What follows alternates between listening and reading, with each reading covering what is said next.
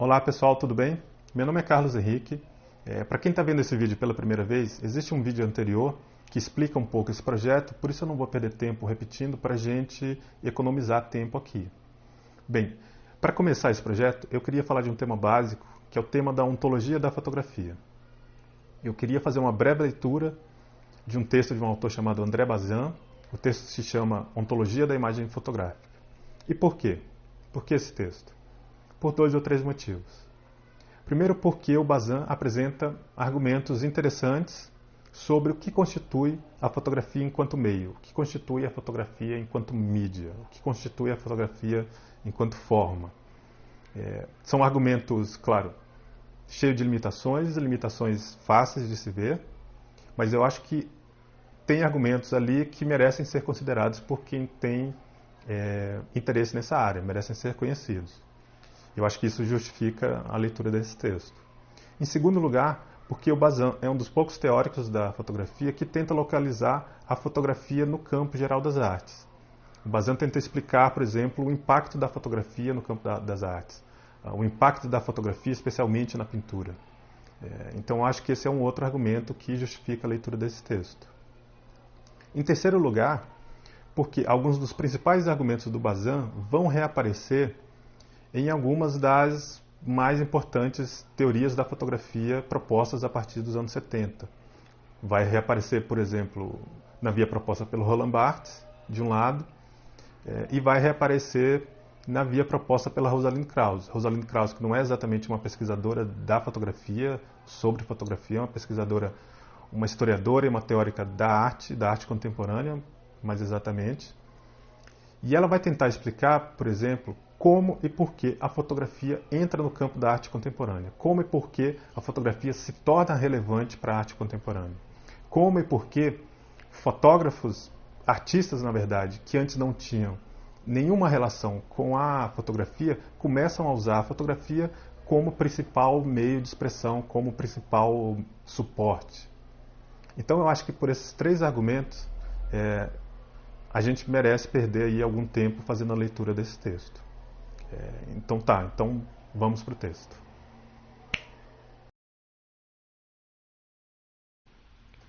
Bem, esse é o Bazin e o texto é Ontologia da Imagem Fotográfica, como eu já tinha dito. Está nesse livro O Cinema, Ensaios, da editora Brasiliense. O livro parece que está esgotado, mas eu acho que se você digitar aí no Google, você vai encontrar uma cópia em PDF dele. Aqui está um resumo do que eu disse, tentando justificar a leitura desse texto. E eu só complementaria dizendo que a pintura, por exemplo, já vinha repensando o seu espaço nas artes e a sua especificidade enquanto meio, enquanto forma, desde o final do século XIX com as vanguardas modernistas. Então a resposta do Bazin é um tanto tardia, mas apesar disso, a resposta acontece aí já no final dos anos 50, mas apesar disso, ela é uma resposta interessante que merece aí alguma consideração, como já tinha tentado destacar. Então, rapidamente contextualizando aqui o texto e o Bazin. O Bazin, como a gente sabe, foi um dos principais teóricos do cinema na França, influenciou toda uma geração de diretores que surgiu aí entre os anos 40 até os anos 60. E o artigo Ontologia da Imagem Fotográfica aparece no contexto de uma discussão sobre o cinema. Ele foi republicado em 58 na grande coletânea de textos de cinema do Bazin. E apesar de aparecer num contexto de preocupação com o cinema, o Bazin acredita que a fotografia está na base do cinema. Então isso meio que justifica essa investigação que ele faz sobre a natureza da imagem fotográfica. Então, para facilitar a leitura, eu dividi o argumento em três partes. Na primeira parte, o Bazin tenta fundamentar o sentido da arte. Na segunda parte, o Bazin tenta localizar a fotografia na história das artes plásticas. E na terceira parte ele apresenta propriamente o índice como característica distintiva da fotografia. Bem, o Bazin começa da seguinte forma. Uma psicanálise das artes plásticas consideraria talvez a prática do embalsamamento como um fato fundamental de sua gênese. Na origem da pintura e da escultura, descobriria o complexo da múmia. A religião egípcia, toda ela orientada contra a morte, subordinava a sobrevivência à perenidade material do corpo. com isso satisfazia uma necessidade fundamental da psicologia humana, a defesa contra o tempo. Esse é um dos trechos do texto do Bazin em que ele tenta juntar várias ideias diferentes, algumas delas bem complexas, no mesmo parágrafo, num espaço muito curto, sem muita explicação, né, sem muita digressão. Mas eu acho que o que ele quer dizer aí é fácil de entender. Nessa primeira parte do texto, Bazin chama atenção para o fato de que a arte tem um fundamento talvez mais psicológico que estético. Ou seja, em que o fator psicológico talvez tenha dominância em relação ao estético. O sentido da arte para o Bazin, aquilo que está no fundamento e na origem das artes plásticas, é isso que ele chama de necessidade fundamental da psicologia humana, ou seja, essa luta contra o tempo, essa luta contra a morte, e eu diria mais dessa luta contra a aniquilação, que é uma forma de morte, de desaparição, que não deixa rastro. E essa luta se dá na forma daquilo que ele chama de complexo da múmia. O complexo da múmia é uma espécie de metáfora que ele usa para sintetizar as suas ideias sobre a origem das artes. A múmia, a gente sabe, é esse dispositivo de luta contra o tempo, de luta contra a morte, uma forma de perpetuar um corpo ao longo do tempo, uma forma de perpetuar uma existência ao longo do tempo. E os egípcios mumificavam os mortos por dois motivos. Primeiro, porque eles acreditavam que o desaparecimento do corpo implicava também no desaparecimento da alma. Então, se preservando o corpo, se preservava a alma, e dessa forma você estabelecia aí uma forma de lutar contra o tempo, de lutar contra a morte, de lutar contra a desaparição completa. E eles mumificavam também porque eles acreditavam que o corpo poderia voltar à vida após a alma fazer uma espécie de peregrinação pelo mundo dos mortos e encontrar um caminho para a vida novamente. Então, essas são as duas formas aí de luta contra a morte, segundo os egípcios. Agora, isso dependia de uma coisa. Para que essa luta contra a morte fosse efetiva, na mitologia dos egípcios, era necessário preservar a imagem do corpo, ou como o Bazin sugere, o corpo como imagem. O Bazin diz que as múmias funcionavam como uma espécie de estátua, como representações realistas de um corpo que havia realmente existido. E a alma necessitava desse corpo como imagem para voltar à vida. E por isso havia essa necessidade de representações realistas, ou seja, a alma só se reconectava com o corpo se houvesse essa representação realista, essa imagem realista do corpo do qual essa alma se originava. Então, esse é o motivo da necessidade de representações realistas. Essa representação realista está conectada diretamente com essa forma de luta contra o tempo, de luta contra a morte, que o Bazin diz que está no fundamento, na origem das artes plásticas. Então há esses dois elementos que fazem parte do complexo da múmia. O primeiro elemento é esse caráter de luta contra o tempo, e o segundo elemento é a dependência de uma imagem realista, de uma imagem que representa o mundo exterior. Na visão do Bazin, então, esses elementos que fazem parte do complexo da múmia são inseparáveis e constitutivos da arte e da produção artística. Mesmo quando a arte perde esse caráter mágico que ela tinha no mundo antigo, ainda assim ela retém esses elementos do complexo da múmia. Ou seja, continua sendo uma forma de luta contra a morte e continua perseguindo a reprodução do mundo, a reprodução realista, a reprodução da imagem realista do mundo. E para ilustrar esse seu argumento, Bazin vai utilizar como exemplo os retratos dos reis. Ele dá o exemplo em particular dos retratos do rei Luís XIV. Ele vai dizer que os reis, por exemplo, já não são mais eternizados através da mumificação, mas sim através dos retratos. E os retratos, como as múmias, são uma salvaguarda contra o tempo. Os retratos eles conservam uma existência na memória, conservam uma existência como traço, conservam essa existência como história e livra dessa forma essa existência do esquecimento, que seria aí uma forma de morte. E o retrato, como a múmia, tem essa relação de semelhança realista com o corpo do modelo. Então, nesses dois aspectos, os retratos perpetuam o que o Bazin chama de complexo da múmia. E aí ele vai concluir essa primeira parte do argumento da seguinte forma. Se a história das artes plásticas não é somente a de sua estética, mas antes a de sua psicologia, então ela é essencialmente a história da semelhança, ou se quer, do realismo. Então, nessa primeira parte do texto, o que o Bazin está tentando destacar é que a história das artes plásticas é movida por essa força psicológica da luta contra o tempo, da luta contra a morte e de uma luta que se faz por meio da preservação da imagem do mundo, da preservação da imagem realista do mundo. Então eu acho que aí ele conclui a primeira parte do seu argumento. A segunda parte do argumento do Bazin consiste em localizar o lugar da fotografia na história das artes plásticas e o impacto que ela teve nas artes. E para isso ele começa identificando uma crise que ele chama de crise espiritual que teria se abatido sobre as artes, sobretudo a partir dos séculos XIV, XV ou algo por aí, com a introdução da perspectiva e do uso cada vez mais intenso de elementos técnicos e científicos na produção artística. Isso, segundo Bazin, teria gerado um desequilíbrio entre a capacidade formal da arte, sua capacidade de produzir imagens realistas, e a sua função expressiva, sua função significativa. Teria se estabelecido aí, então, uma espécie de desequilíbrio entre essa capacidade formal e a função expressiva da arte. A evolução na capacidade técnica de produzir a realidade não teria sido acompanhada aí por uma evolução na capacidade de significar. Isso é mais ou menos o que o Bazin tenta argumentar. Ele chega a dizer que a perspectiva foi o pecado original da pintura ocidental. Essa é uma frase dele. E ele usa essa frase para sinalizar que a perspectiva teria levado a pintura por um caminho equivocado. E é aí que entra a fotografia. A fotografia é uma consequência dessa crise. Por quê? Porque ela seria o ápice do desenvolvimento dessas técnicas científicas de reprodução da realidade. Seria uma espécie de ponto culminante dessa obsessão por realismo. Só que, e esse é um argumento importante, ao mesmo tempo que a fotografia é o ponto culminante da crise, ela é também a causa da sua resolução. E por quê? Porque, segundo Bazin, a fotografia satisfaz completa e definitivamente essa necessidade de realismo. A fotografia toma para si essa função de representação do mundo exterior que antes pertencia à pintura. E com isso, a pintura pode então seguir um caminho próprio. Ela fica livre para investir na sua função propriamente expressiva, e esse caminho a gente sabe onde vai dar.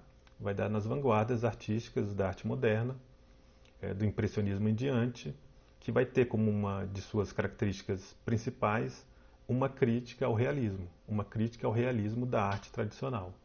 E eu acho que aí o Bazin conclui a segunda parte do seu argumento e prepara a terceira parte, que é onde ele apresenta exatamente a sua ontologia da fotografia. Na terceira parte do seu argumento é onde o Bazin apresenta aquelas características que para ele são características específicas e próprias da fotografia. E o Bazin começa dizendo que a fotografia é essencialmente objetiva. Ele vai dizer num trecho: a originalidade da fotografia reside em sua objetividade essencial. E mais abaixo ele diz: pela primeira vez, entre o objeto inicial e a sua representação, nada se interpõe, a não ser um outro objeto. Pela primeira vez, uma imagem do mundo exterior se forma, automaticamente, sem a intervenção criadora do homem, segundo um rigoroso determinismo. E mais abaixo ele completa: todas as artes se fundam sobre a presença do homem. Unicamente na fotografia é que fruímos da sua ausência. Para o Bazin, a fotografia é essencialmente objetiva. Ou seja, a imagem se produz pela primeira vez na história sem a intervenção da mão humana. Eu não sei se está claro, mas o que Bazin está chamando a atenção aqui é para o fato de que não é o fotógrafo que produz a imagem. Não é o fotógrafo que produz a imagem que se forma no suporte químico. Quando a luz se fixa no suporte químico, a imagem que ali se forma não é produto da mão humana, como no desenho ou na pintura. O fotógrafo faz a exposição, abre e fecha o obturador, mas a imagem, os traços registrados no suporte, os traços registrados ali fisicamente no suporte, e a imagem que daí resulta, não é feita, não é produzida pela mão. E isso, segundo o Bazin, é algo completamente inédito. Eu estou utilizando essa fotografia do processo de criação do Jackson Pollock, uma fotografia bem famosa, na verdade, apenas para ilustrar de maneira mais clara o que o Bazin quer dizer. O que o Bazin está enfatizando com a ideia de objetividade da fotografia é que na formação da imagem fotográfica não existe essa mão aí responsável pela produção direta do traço no suporte. Esse processo não existe na fotografia. A ausência dessa mão é também a ausência de uma subjetividade, de um sujeito humano por trás da produção da imagem. E nesse sentido, a fotografia é, na visão do Bazin, essencialmente objetiva. Ela se dá sem a intervenção da subjetividade humana. E é por isso que a fotografia é chamada de imagem técnica. porque ela é produzida por um aparelho e não pelo homem. Mas essa mão não deve ser entendida só nesse sentido literal. A mão é, na verdade, a extensão dessa figura central da história da arte, que é o artista. Então, de certa forma, eu acho que a gente pode dizer que Bazin coloca em questão também o próprio estatuto do artista. Porque se há artista na fotografia, ele não é do mesmo tipo do artista da pintura, por exemplo. Nesse ponto, eu acho que muita gente deve estar se perguntando sobre essa questão da ausência do homem na produção da fotografia. Para o Bazin, o fotógrafo tem um papel pedagógico no processo. O fotógrafo conduz o processo da fotografia, mas não é ele quem forma a imagem. Mas aí alguém pode estar se perguntando, mas o enquadramento? O fotógrafo é responsável pelo enquadramento e isso faz toda a diferença. Pode ser, mas o enquadramento não é uma operação específica da fotografia. O pintor também tem que enquadrar, o desenhista também enquadra. E aí alguém também pode se perguntar, mas e a direção do modelo? Eu acho que o Bazin responderia da mesma forma, não é algo específico da fotografia. O pintor também dirige o modelo, ou seja, isso não é algo específico da fotografia. E a preparação do cenário, a preparação do espaço, a escolha do objeto. Sim, nada disso também é específico da fotografia. E o Bazin está preocupado aqui com o que é específico da fotografia. E nenhuma dessas operações são específicas. O que é específico para o Bazin é a ausência do homem, a ausência da subjetividade, portanto, a objetividade da fotografia. E é por isso que o Bazin vai concluir essa parte do argumento dizendo: na fotografia, imagem natural de um mundo que não sabemos ou não podemos ver, a natureza, enfim, faz mais do que imitar a arte. Ela imita o artista. Ou seja, é a própria natureza, é a própria luz, quem escreve a si mesma no suporte. É ela quem produz a imagem.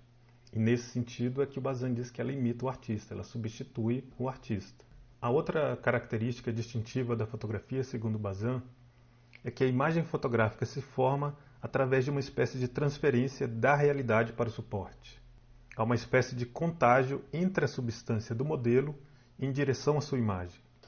Num certo trecho do texto ele vai dizer: a fotografia se beneficia de uma transferência da realidade da coisa para a sua reprodução. O desenho, o mais fiel, pode nos fornecer mais indícios acerca do modelo. Jamais ele possuirá, a despeito do nosso espírito crítico, o poder irracional da fotografia, que nos arrebata a credulidade. Ou seja, o desenhista, por meio de um trabalho de interpretação, tem essa capacidade de incluir uma série de nuances, uma série de elementos no desenho, que pode nos dizer muito mais sobre o modelo que a própria fotografia. Mas é só a fotografia que tem esse elemento selvagem, esse elemento irracional. Há apenas uma impressão objetiva de luz no suporte químico. O que há é a produção de um traço, de um vestígio, daquilo que esteve diante da câmera, daquilo que esteve diante das lentes. Então, eu queria usar essas duas imagens só para ilustrar melhor o argumento do Bazin. No caso do desenho, cada gesto dessas dançarinas, cada expressão, cada diferença na tonalidade da cor dos vestidos, cada sombra, tudo foi produzido pela mão do artista, pela mão do desenhista. Tudo foi uma decisão e uma produção do desenhista. No caso da fotografia, as cores, as expressões, os gestos, as diferenças entre as áreas de luz e sombra, as diferenças também aí nas tonalidades da cor dos vestidos. Todas essas características pertencem aos próprios objetos. O fotógrafo não produziu, por exemplo, os detalhes dos vestidos, nem os adereços, ao contrário do desenhista.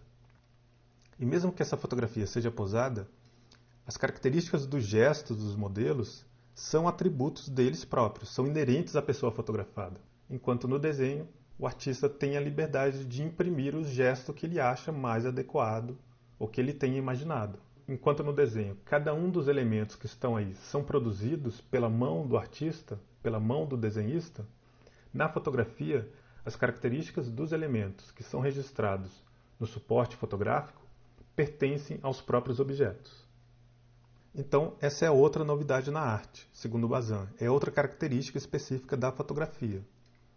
E a semiologia dá um nome para esse tipo de signo. Diferente do símbolo ou do ícone, o índice é esse signo que depende dessa relação de contiguidade com o seu referente. No caso do desenho, não há nenhuma necessidade dessa contiguidade. O Degas pode ter imaginado essa cena, pode ter fotografado e depois desenhado, pode ter reproduzido essa cena para desenhar, não importa. Já a fotografia, ao contrário da pintura, da escultura, do desenho, precisa que esse referente esteja diante da câmera para que haja essa transferência. Então, nesse sentido, a fotografia como signo tem mais relação com uma pegada ou uma impressão digital que com o desenho. Ou seja, a fotografia é produzida por essa transferência dessas qualidades dos objetos que estão diante da câmera. Então, só para fixar um pouco melhor, o que seria o índice? O índice é esse signo que remete ao objeto que denota porque ele é realmente afetado por esse objeto.